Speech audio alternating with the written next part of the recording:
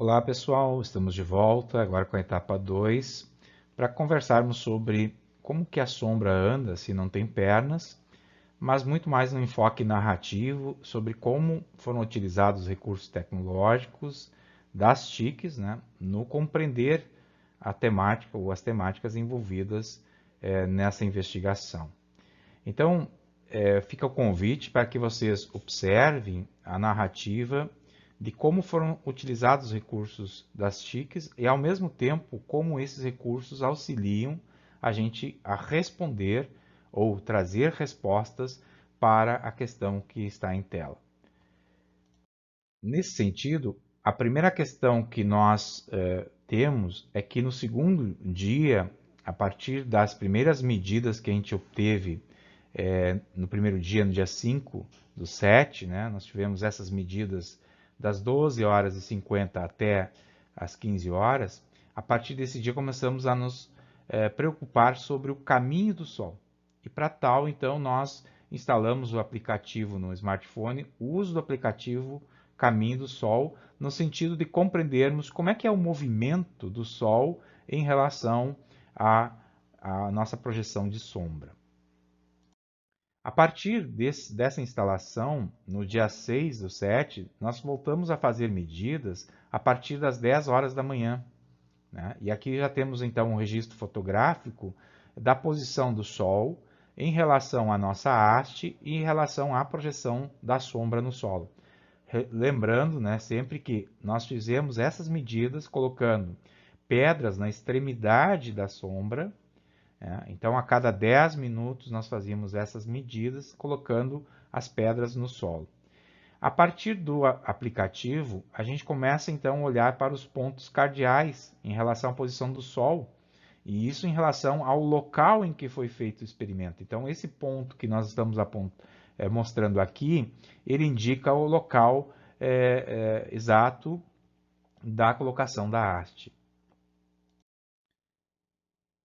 Nisso, a gente começa a fazer relações entre a primeira medida que a gente obteve lá no dia 5, né, às 12h50, em relação à 14ª medida que foi obtida às 15 horas, e a gente já começa a fazer, então, uma projeção da posição do Sol em relação à nossa haste. E a partir disso, nós podemos começar a pensar, poxa, que legal, né? A gente tem um movimento aparente, né, do Sol aqui, que está num sentido, e nós temos um movimento aparente da sombra que está no sentido contrário. Então, a partir desse movimento que nós começamos a utilizar também o smartphone para fazer medidas, a gente pensa então em utilizar um segundo aplicativo, que é o aplicativo Bússola. Por que usar bússola? Para que a gente possa definir quais são os pontos cardeais, as coordenadas geográficas no solo, né? No local onde que a gente está obtendo as medidas. E vejam que aqui eu já tenho o desenho formado, né? A fotografia da figura formada no solo pelas colocações das pedras a cada 10 minutos. Então, determinamos com o auxílio da bússola os eixos norte-sul e também leste-oeste. E definimos, né, que essas medidas ao longo do eixo norte-sul nós teríamos então a coordenada y e ao longo de leste-oeste nós teríamos a coordenada x. Mas para que isso, professor? Para que a gente possa desenvolver medidas em relação à posição da sombra em relação a um eixo x e y. Então, aqui tem uma fotografia de um lado oposto, né, que indicam esses eixos em relação norte-sul e também indicam a questão leste-oeste e a sombra formada no horário das 13 horas e 40 minutos do dia 6/7.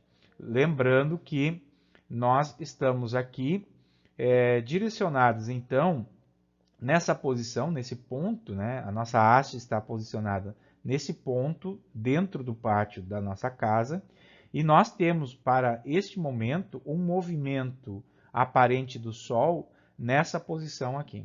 Né? Isso com o auxílio do aplicativo lá no dia 6, obtido da posição da onde nós fizemos o experimento. Importante mostrar também para vocês que o próprio aplicativo ele já nos indica aqui qual é a direção norte-sul.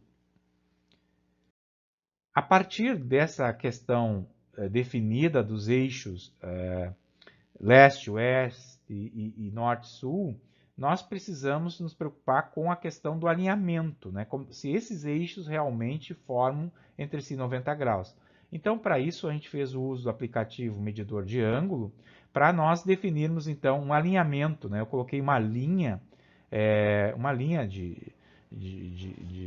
com uma haste, né? Para que a gente pudesse fazer as medidas da melhor precisão possível. E, a partir desse, então, aplicativo, nós conseguimos indicar que aqui tínhamos 90 graus entre esses dois eixos. A partir disso, nós definimos, definidos os eixos e as medidas, a gente pode, então, definir o comprimento horizontal da sombra, medindo com uma trena do ponto central da haste, isso no chão, do ponto central da haste até o ponto em que a sombra está projetada.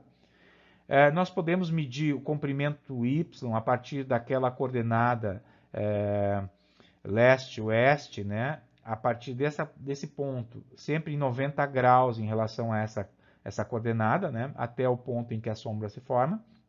Da mesma forma, nós fomos fazendo medidas, então, com a trena para o eixo X. Também medimos a altura da haste, essa haste tem 130 centímetros. E a partir dessas medidas, nós começamos a utilizar a planilha eletrônica para fazer a organização e análise do nosso experimento.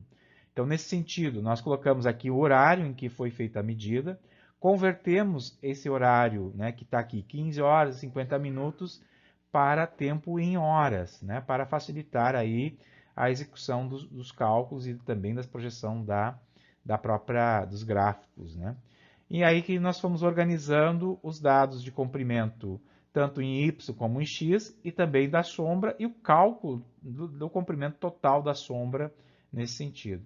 E a partir disso, nós conseguimos demonstrar de forma gráfica como é que é a reprodução das medidas das extremidades da haste para esses 2 dias, nesse gráfico aqui. E também nós conseguimos trabalhar com a questão da sombra horizontal versus o horário que ela vai acontecendo. Então, conseguimos trabalhar com esses dados de forma matemática. E a partir disso, podemos gerar, então, uma equação a partir do comprimento total da sombra em função da hora. Isso é bem importante caso nós tivéssemos interesse em saber qual que é a menor sombra, em qual horário se forma o menor comprimento total de sombra. Bom, a partir disso, nós podemos fazer algumas relações. Por exemplo, aqui nós temos o gráfico da reprodução das medidas da extremidade, olhando que às 10 horas nós fizemos a primeira medida, no dia 6, e às 15 horas do dia 5 nós tínhamos feito a última medida. Então, o que a gente começa a mostrar aqui para vocês?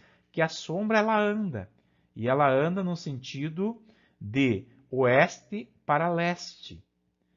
Então, do oeste para leste. E vocês vão ver que essa sombra que está projetada aqui, ela também está neste ponto, no horário 12 horas e 50 minutos. É uma representação. Então, a planilha eletrônica, ela me auxilia, o software me auxilia a olhar agora outras informações que o experimento permitiu a gente obter com o uso das próprias tecnologias.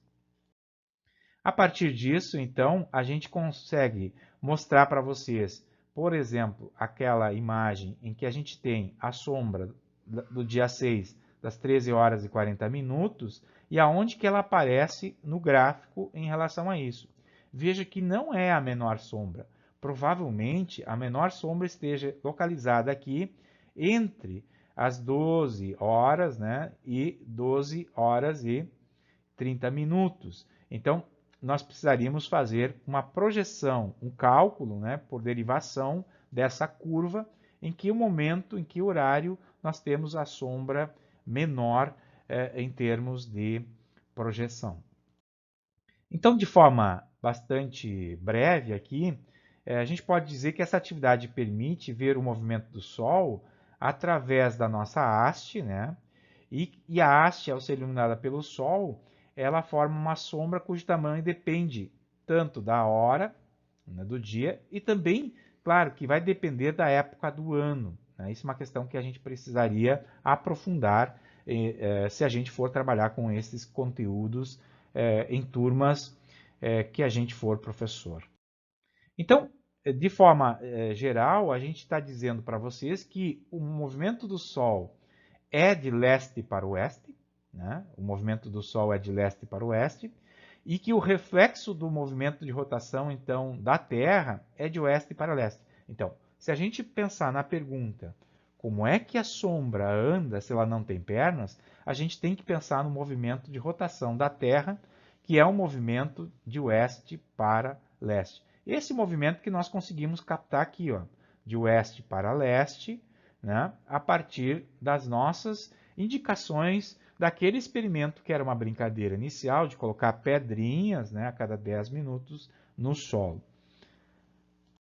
Bom, a partir dessa etapa, o que é que nós estamos instigando a fazer agora?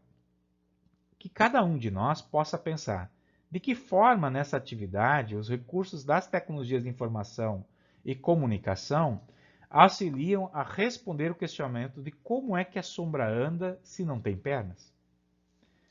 Bem como pensar em como ampliar o estudo da sombra com o auxílio das TICs. Então, para que a gente possa ir avançando no estudo da temática.